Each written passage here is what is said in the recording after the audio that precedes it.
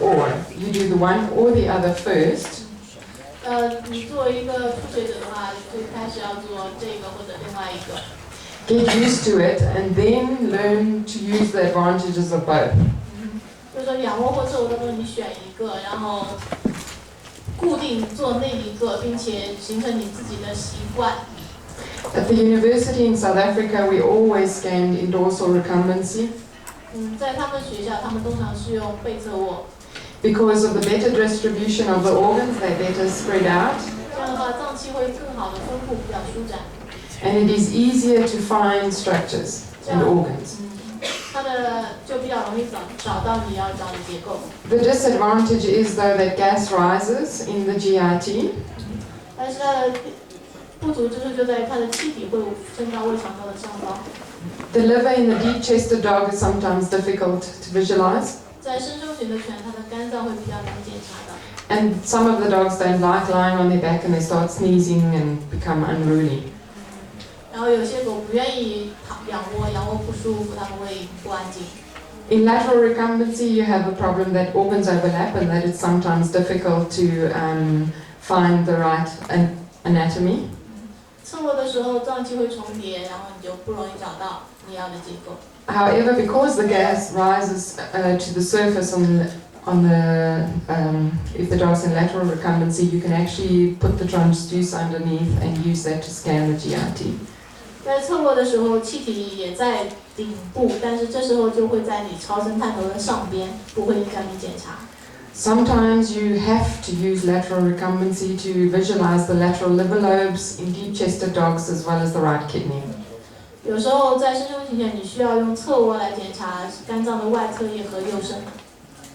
Where do you start in the abdomen? That's the other question. The important thing is that you are consistent in your approach.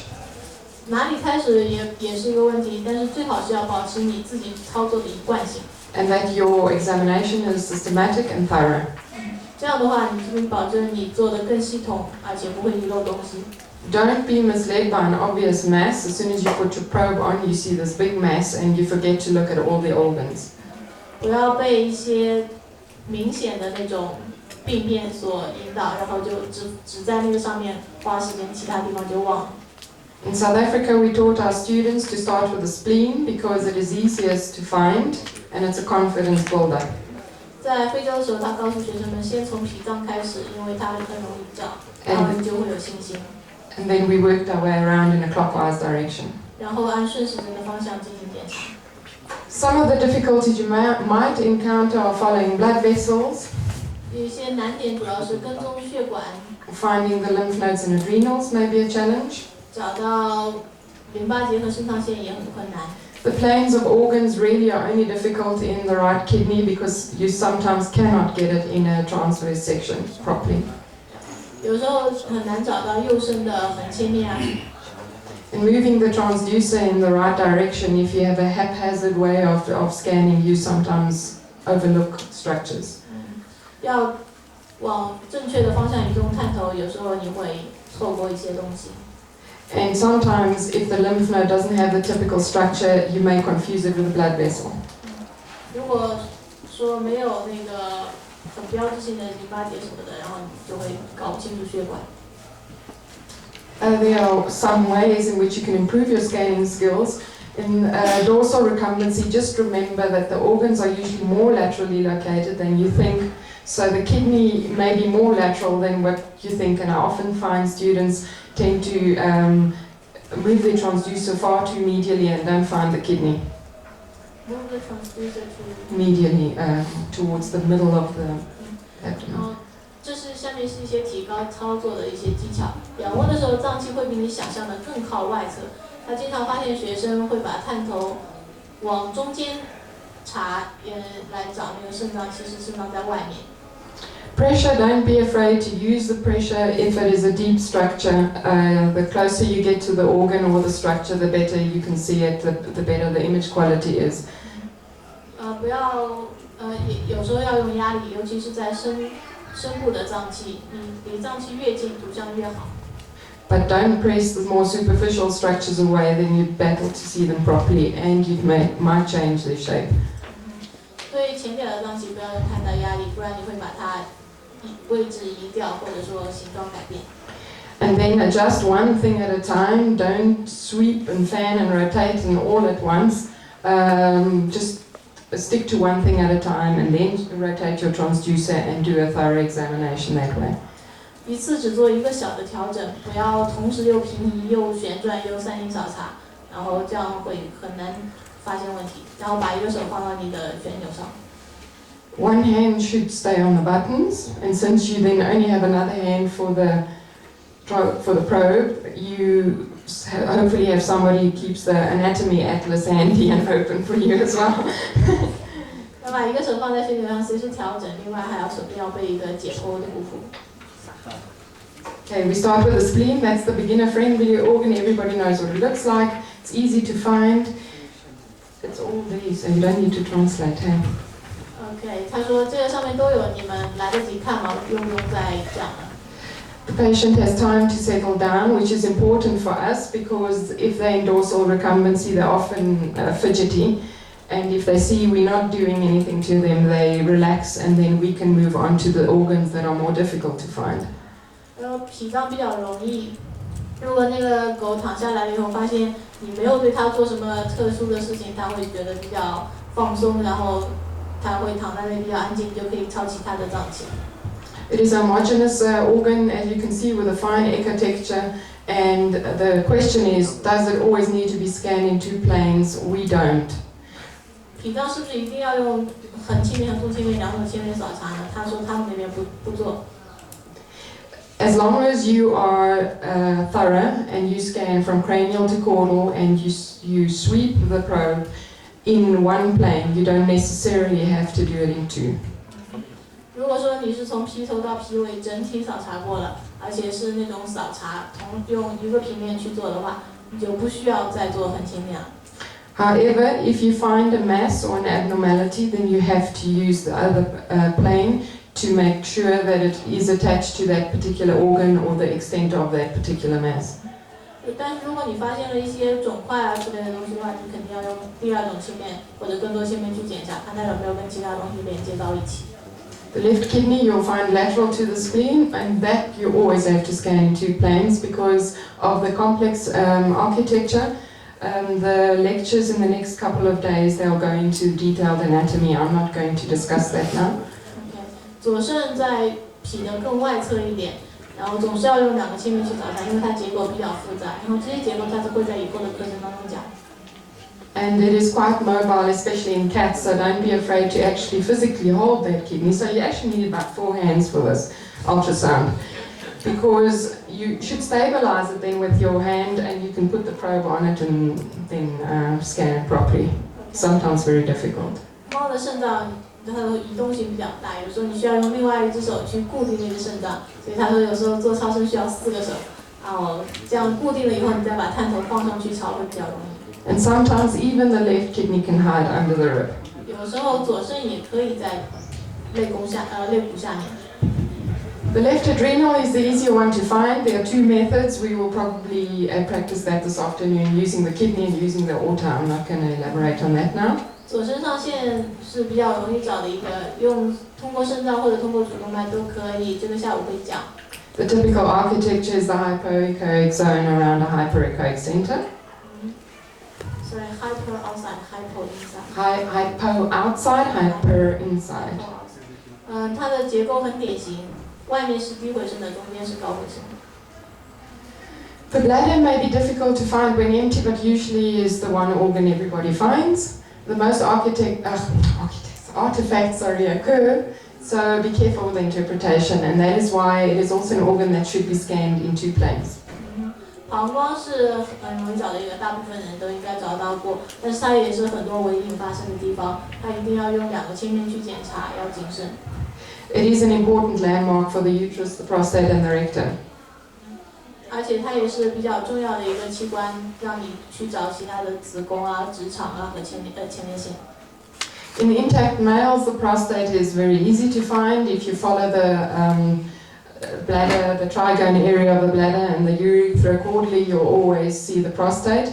Also an organ you need to scan in 2 planes. 前列腺在未去世的雄性犬是比较容易找的，在膀胱三角背侧，在尿道的起始端往后一点就可以找到，这也是需要2个心率进行检查的。For the simple reason that it's a bilobed structure, and to assess asymmetry, you need the transverse plane as well. 如果你发现有囊肿之类的话，你肯定需要有2个心连。In castrated males, they're difficult to find, often overlooked, but if you follow the urethra caudally, you'll see a small 1 by 2 centimeter hypoechoic structure in those animals. 如果在去世的雄性犬的话，那就比较难找。但是如果你是跟着尿道走的话，还可以在后面看到一个2米左右的那个大小的低回声的结构。The ovaries in intact bitches not routinely scanned. Here is one, for instance. There you can see a structure on it, and this is the left uterine horn. Very poorly visible is the wall of the uterus. Usually it doesn't belong to your routine scan. Only if there is a problem do we specifically look for them, and sometimes we have to do it in a standing bitch to make visibility of the ovaries easier. We need to make what?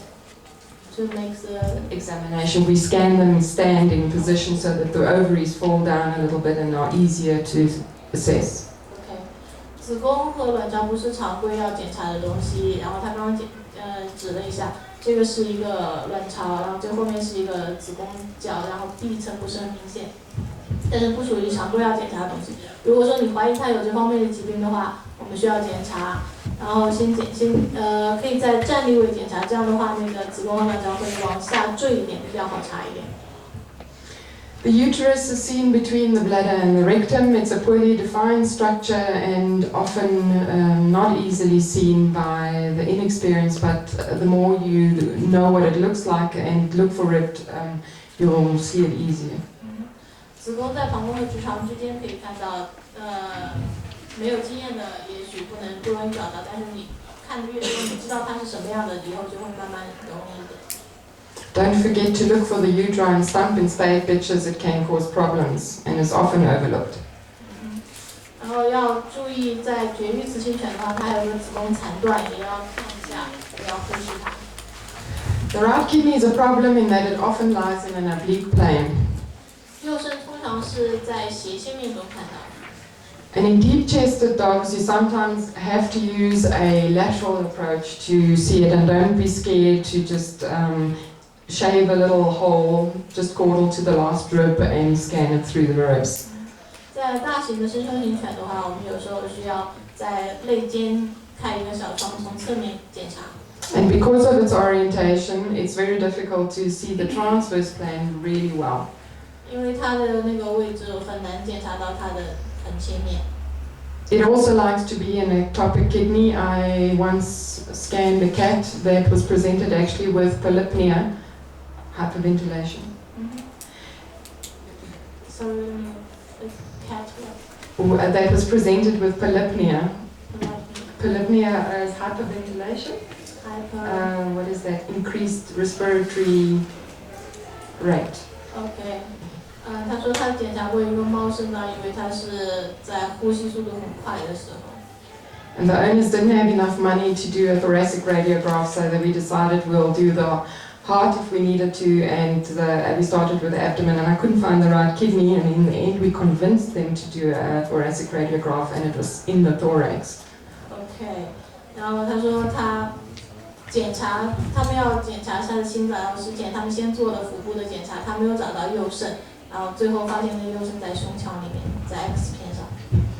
The right adrenal is the most elusive organ. People battle with that one.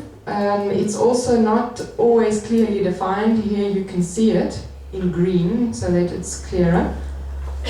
右肾上腺不是那么容易找，然后这边你可以看到它把它弄成了绿色。It differs in shape. It's usually triangular, but if you look at that one, that's also the right adrenal. It can be quite long. 它的形状不一样，它有时候更像三角形，但是也可以是长条形的。Again, there are 2 approaches. We'll discuss those then this afternoon. 也有2个方法去找它，下午会讲。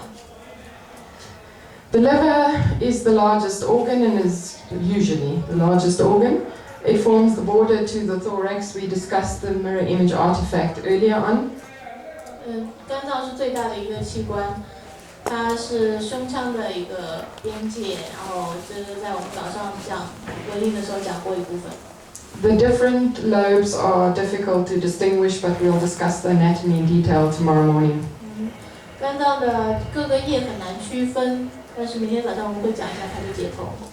Again, the question is 2 planes or not. As a routine, we don't do it in 2 planes. I use the transverse plane. If you do it thoroughly and you visualize the entire liver, then you still can see everything that you need to. 肝脏它也不做2个切面，它通常只做横切面，但是要保证你做了一个很完整的肝脏的检查。But again, if there's pathology, you have to use 2 planes. 有时候你需要做病理学检查。The stomach on the left-hand side can sometimes be mistaken for a hepatic mass if there isn't gas in it and it's contracted. Some people have mistaken it for a hepatic mass. 胃有时候会被误认为是肝脏的肿瘤，有时候有气体啊、食物在里面。Look for the rugal folds and the typical wall layering, and you shouldn't make that mistake. 但是你看到了它的那个壁层的结构，还有它的皱褶啊什么之类，不应该犯这样的错误。The pylorus is difficult to see. It depends on the orientation and location of the stomach. You can see it if the stomach is fluid-full, for instance, usually easily visualized. Otherwise, it's quite difficult. 很难看到幽门，因为它那个位置不好定位，然后除非有比较多的水，就是被水充盈的那种胃的话，比较容易看到。There is an example, for instance, of pyloric obstruction because of a mural mass, and this was water or fluid in the stomach lumen, and then you could see the outflow, but normally it's not that easily seen. 这个是一个幽门的一个肿块，上面周围因为有水液体积聚了，然后只留下一条比较窄的通路，所以能够看到它，通常是不能够看到的。The duodenum has the most prominent and thickest bowel wall, so it's usually quite easy to see.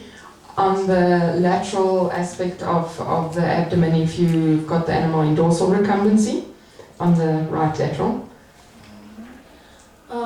12指肠的壁比较显著，比较厚实，比较容易找的一段肠管。然后你要是让狗背侧位的话，它是在贴着右侧腹壁的。And it is important you find it because it's an important landmark for the pancreas. 你要是能够找到它的话就很好，因为它对胰脏来说是一个非常重要的位置指示。The duodenum makes up the majority of the GIT loops that you see. Here are some loops in cross-section, look like little hamburgers. 那个空肠是肠道的主体，然后我们可以看到很多一个一个像小汉堡一样。The ileocolic junction in cats is fairly typical. We're not going to scan cats this afternoon. We have Okay, but the next day I have a slide and a video to show what the ileocolic junction looks like in a cat. 回结肠连接部在猫它the first sentence. I'm going to show the video and the slide tomorrow. The next day I think is GIT. 它会在猫那个，它会在讲肠道那部分的时候，给你们放一个回肠结肠连接部的影像，是一个猫的。Why it is important to find the ileocolic junction is because it's most commonly involved in foreign body obstruction conditions. 为什么找那个位置很重要呢？因为它通常会发生异物阻塞在那里。And in interceptions. 还有肠套里。The colon is fairly typically visualized because it has a thin wall and is usually full of feces. So. 结肠的话，通常比较典型，它壁比较薄，而且有大量的粪便在里面。The pancreas is going to be discussed tomorrow as well in detail. The anatomy I'm not going to go into much detail now. 胰腺的话，明天会很仔细的讲，今天就不太讲。But I must say it is not always easy to see a normal pancreas. It's always easy. No, it's not always easy to see a normal pancreas. 但是它必须要说明一点，就是正常的胰腺不是那么容易看到的。It is quite operator and machine dependent. 它它对仪器的要求还有里面操作的要求非常高。And you should use the highest frequency possible. 你最好要用最高的那种分辨率的探头。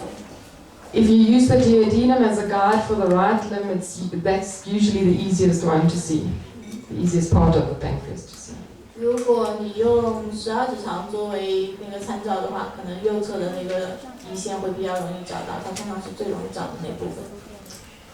And the spleen and the stomach, they're used for the left limb and the body on the caudal aspect of the stomach. Those are the landmarks. 在左边的话，可以用脾和胃作为一个位置标志。The lymph nodes routinely we don't scan unless they're associated with an animal that has IBD, some gastrointestinal disease or neoplastic disease. We do a quick, we'll discuss this afternoon, but as we go through the vessels of the abdomen, we do a quick fanning through the lymph node centers just to see if there's any enlargement. But we don't specifically look for everyone until we've seen them. 那时候淋巴结的话，他们不会特地的去看，然后除非是在看一些胃肠炎啊、肠道疾病的时候，他们才会去找一下。通常是今天下午会讲到那个腹腔蒸汽的时候，通常是他们看血管的时候，顺便看一下那个淋巴结。就是通常只在它增大了以后，他们看到才会说哦有淋巴结肿大，但是不会去一个个的找淋巴结。These lymph nodes here, you can see they're surrounded by hyperechoic tissue. 你可以看到那个淋巴结周围有比较高的分生结构包围。And that is most likely as a result of a neoplastic disease. In this case, it was a lymphoma in a cat. 在这个病例的话，它是因为一个淋巴瘤而引起的。Because hyperplastic or hypertrophied lymph nodes or reactive lymph nodes are not usually surrounded by hyperechoic mesentery. Not usually surrounded by hyperechoic mesentery. If they're reactive or hyperplastic or hypertrophied, which is a reactive lymph node. 如果说淋巴结只是有一些反应、有一些增大的话，它并不会被那种高回声的东西包围，所以要比较小心一点。So what is in the rest of the abdomen? We have mesentery, we have omentum, the intra-abdominal fat, and the peritoneum I'll just briefly discuss. As far as the mesentery is concerned, it's important in pancreatitis, it's very hyperechoic. 其他的部分的话，我们有肠系膜、有大网膜、有腹膜，这些都会大概的讲一下。肠系膜比较重要，尤其是在胰腺炎的时候，它会变得回声比较高。And usually in a case like this, for instance, this is all the mesentery surrounding gut. 这些中间那些他刚刚指的都是肠系膜在肠道之间的肠系膜。And if gut are very dark against a bright background, if 如果那个肠管很黑，而那个背景的那种白色很亮的话 then it means that there is a reactive peritonitis. It doesn't mean septic, but it's reactive. 然后这样的话这个就至少表明它有一种反应性的peritonitis， 反应性的腹膜炎。Sometimes you put your probe on the animal and in the first second you can see that there's a white mesentery. 有时候你只要把探头放到动物上，你就立马会发现很亮的那种。Then it's only a matter of finding the abnormality because it is there, definitely. If you see that white hyperechoic mesentery, it's only a matter of finding it. If you don't find it, go again and again because there's something there causing that reactive peritonitis. 如果说你发现了有这样的情况下，你一定要找到原因。要是你找不到的话，它会不停一次又一次的发作。And the reactive peritonitis obviously can also be because of gastric or duodenal ulcerations. Those are the difficult ones to pick up.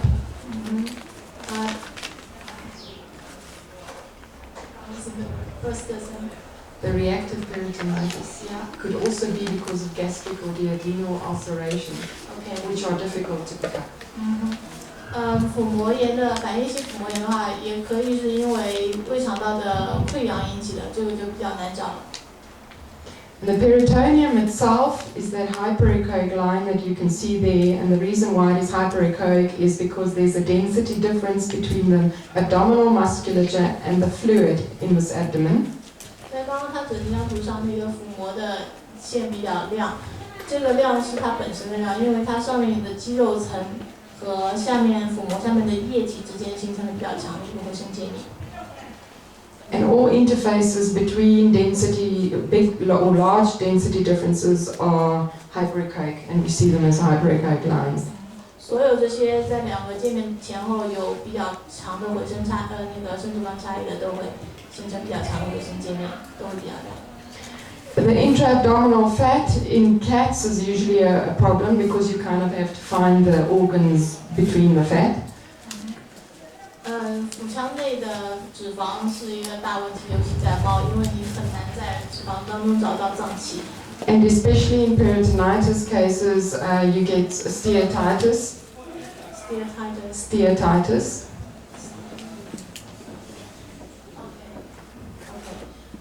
尤其是在腹膜炎的时候，你会发现那个问题就会变得更麻烦，因为你会这个脂肪也会跟着发炎。Which can make the coarsely hypoechoic structured fat actually appear clumpy, hyperechoic, and looks like a mass. 这样的话，就有时候会把那个原本看起来回声低的那个脂肪，反应的回声比较高，然后看起来就像一个虫块。And that's it. 结束。